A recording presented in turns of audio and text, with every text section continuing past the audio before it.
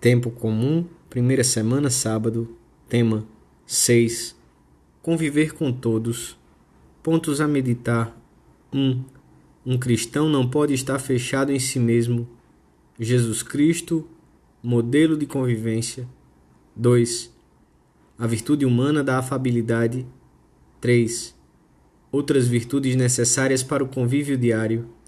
Gratidão, cordialidade, amizade, alegria, otimismo, respeito mútuo. Pelo sinal da Santa Cruz, livrai-nos Deus nosso Senhor dos nossos inimigos. Em nome do Pai, do Filho e do Espírito Santo. Amém. Meu Senhor e meu Deus, creio firmemente que estás aqui, que me vês, que me ouves. Adoro-te com profunda reverência. Peço-te perdão dos meus pecados e graça para fazer com fruto este tempo de oração. Minha Mãe Imaculada, São José, meu Pai, Senhor, meu anjo da guarda, intercedei por mim.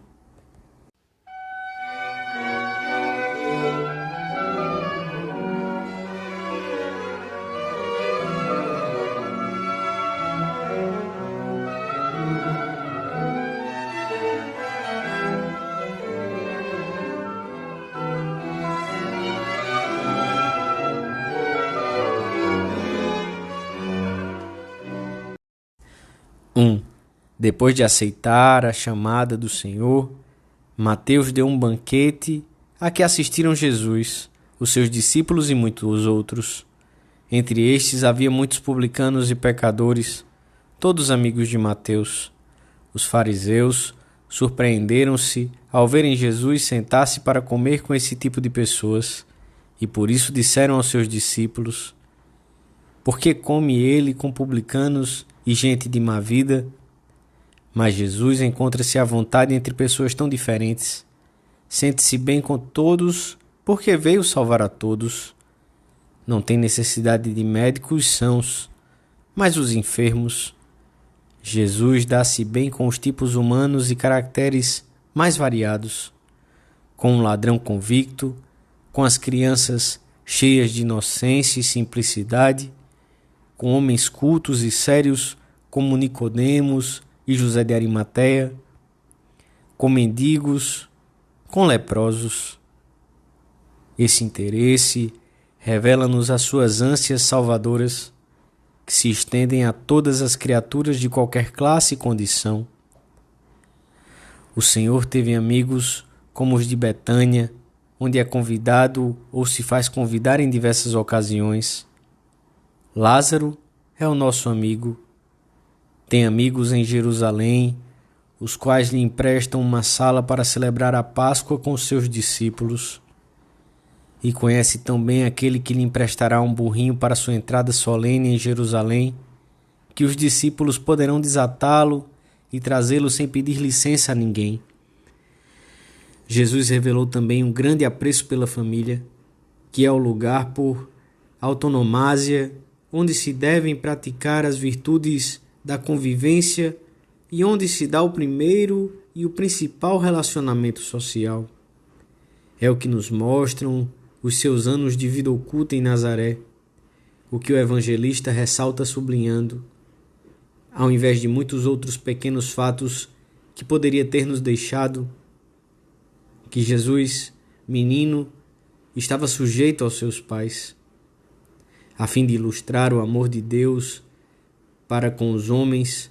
O Senhor serve-se da imagem de um pai que não dá uma pedra ao filho se este lhe pede um pão, ou uma serpente se lhe pede um peixe.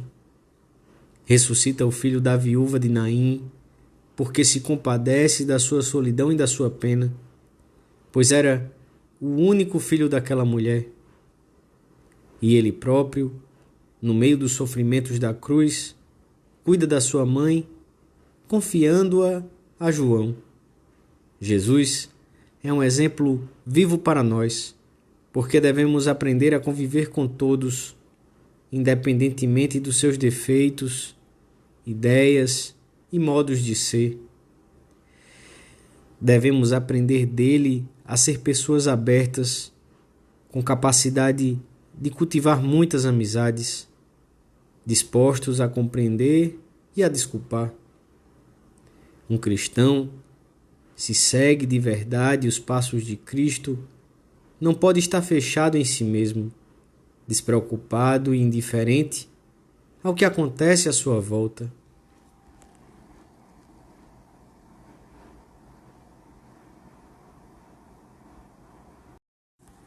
Dois. Boa parte da nossa vida está composta de pequenos encontros com pessoas que vemos no elevador, na fila do ônibus, na sala de espera do médico, no meio do trânsito da cidade grande ou na única farmácia da cidadezinha onde vivemos. E ainda que sejam momentos esporádicos e fugazes, são muitos por dia e incontáveis ao longo de uma vida. Para um cristão, são importantes porque são ocasiões que Deus lhe dá para rezar por essas pessoas e mostrar-lhes o seu apreço, tal como deve suceder entre os que são filhos de um mesmo Pai. Fazemos isto normalmente através desses pormenores de educação e de cortesia que temos habitualmente com qualquer pessoa e que se transformam facilmente em veículos da virtude sobrenatural da caridade. São pessoas muito diferentes, mas todas esperam alguma coisa do cristão. Aquilo que Cristo teria feito se estivesse no nosso lugar. Também nos relacionamos com pessoas dos mais diversos modos de ser e de comportar-se, na própria família, no trabalho, entre os vizinhos. São pessoas com temperamentos e caracteres muito diferentes dos nossos. É preciso que saibamos conviver harmonicamente com todos. São Tomás indica a importância de uma virtude particular que regula as relações dos homens com seus semelhantes, tanto nas obras como nas palavras, e que reúne em si muitas outras. É a afabilidade que nos inclina a tornar a vida mais grata àqueles que vemos todos os dias. É uma virtude que deve formar como que a trama da convivência. Talvez não seja uma virtude chamativa, mas, quando não está presente, nota-se muito a sua falta, pois torna tensas e ásperas as relações entre os homens e leva frequentemente a faltar a caridade. Opõe-se pela sua própria natureza ao egoísmo, ao gesto ofensivo, ao mau humor, à falta de educação, ao desinteresse pelos gostos e preocupações dos outros. Destas virtudes, escrevia São Francisco de Sales, deve-se ter uma grande provisão e bem à mão, porque devem ser usadas quase continuamente. O cristão saberá converter os inúmeros detalhes da virtude humana da afabilidade em outros tantos atos da virtude da caridade, vivendo-os também por amor a Deus. A caridade torna a afabilidade mais forte, mais rica em conteúdo e de horizontes muito mais elevados. Uma e outra devem ser praticadas também quando se faz necessário tomar uma atitude firme. Tens que aprender a dissentir dos outros, quando for preciso, com caridade, sem te tornares antipático. Mediante a fé e a caridade, o cristão sabe ver nos seus irmãos os homens, filhos de Deus, que sempre merecem o maior respeito e as melhores provas de consideração e de delicadeza. Como não há de estar atento às 1000 oportunidades que qualquer dos seus dias lhe oferece? 3. São muitas as virtudes que facilitam e tornam possível a convivência. A benignidade e a indulgência levam-nos a julgar as pessoas e as suas atuações de forma favorável, sem nos determos excessivamente nos seus defeitos e erros. A gratidão é essa evocação afetuosa de um benefício recebido com o desejo de retribuí-lo de alguma forma, quanto mais não seja com um obrigado ou coisa parecida.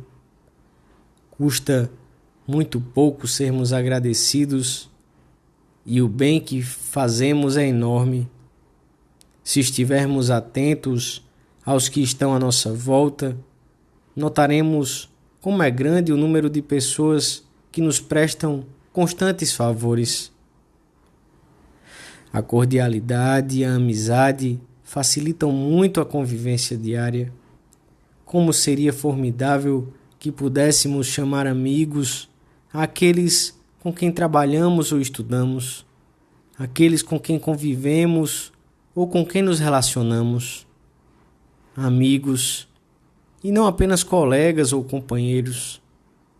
Isso seria sinal de que vamos desenvolvendo muitas virtudes humanas que fomentam e tornam possível a abertura aos outros.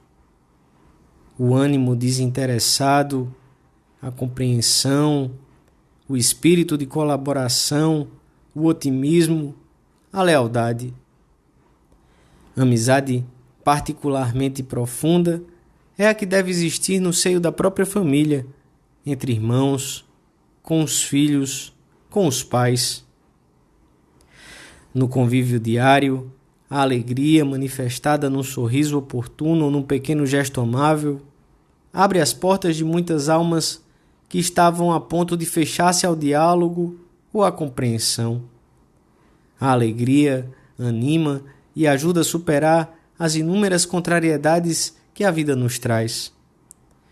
Uma pessoa que se deixe dominar habitualmente pela tristeza e pelo pessimismo, que não lute por sair desse estado rapidamente, será sempre um lastro, um pequeno câncer para os que convivem com ela.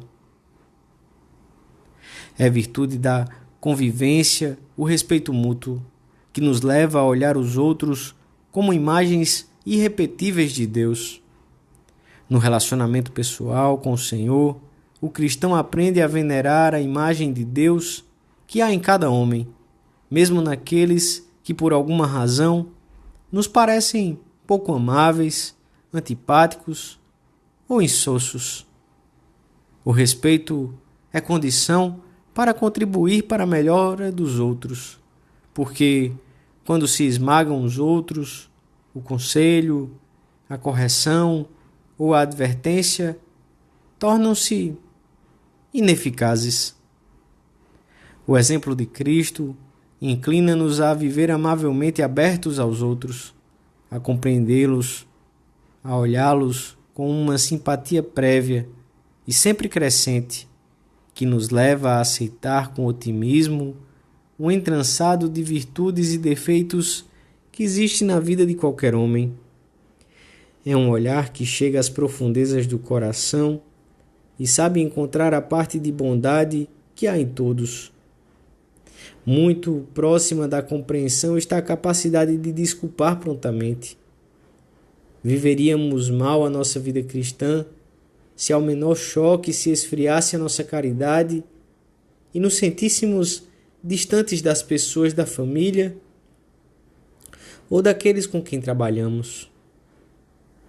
Hoje, sábado, podemos concluir nossa oração formulando o propósito de ver com esmero, em honra de Santa Maria, os detalhes de caridade fina com o próximo.